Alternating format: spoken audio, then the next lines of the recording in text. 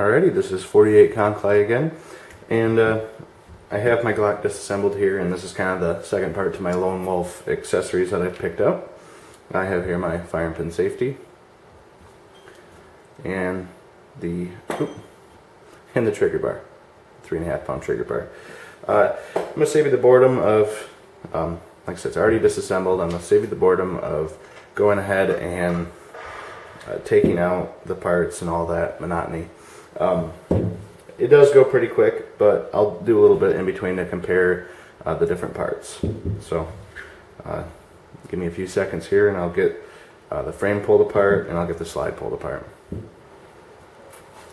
Alright, as you can see here I have a pile of Glock parts.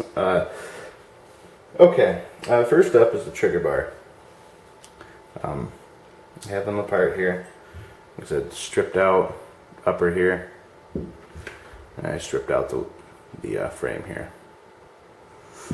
Okay, so the trigger bars. Lone Wolf and then the Glock. Basically, as far as I can tell, the biggest difference is, besides the Lone Wolf being highly polished, it has a little bit thinner bar here, but it looks like the angle, it's going to be hard to tell, but the angle that this little catch here is slightly canted on the Lone Wolf. I don't know if you can tell that, but I think, and that's where they get the 3.5 pound. It changes the dimensions of how the trigger will work, and that part goes in here. It just slips right in basically. So it should have. It looks pretty good in there. I'll get the gun back together and compare how it will feel after it's done. And then as far as the firing pin safety, this will be hard to tell too.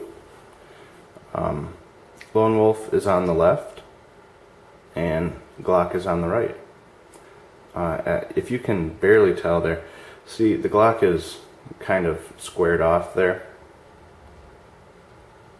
And the part works the same. I mean, it's still got the same amount of space there for the firing pin safety to work, and you know it's the same dimensions. It's a lighter part, and it's rounded and a little bit more polished. So I'll see what this will do for my trigger pull as well. So I guess. Oh. And in case you don't know, that part goes right in here on the slide. It slips right in there. So, alright, I'm going to go ahead and put some parts back together here, and I'll tell you what I find out in the end result.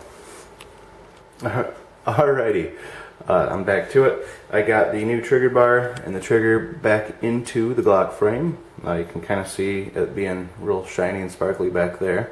And I have the new firing pin safety in right there. So, without further ado, I'll go ahead and put in my new ported barrel. Get my spring back in.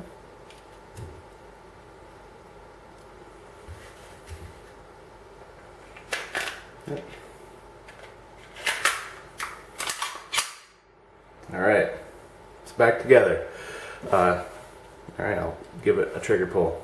See how I feel.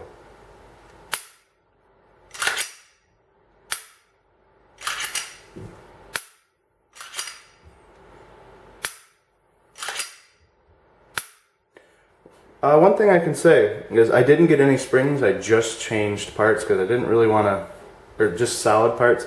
I didn't really want to mess with any of the characteristics of like, I didn't want to change out the firing pin spring. I didn't want to change out the trigger spring because I still like having, you know, a decent spring retention on it. I don't want it to be squishy. But this, I can definitely feel it's a lot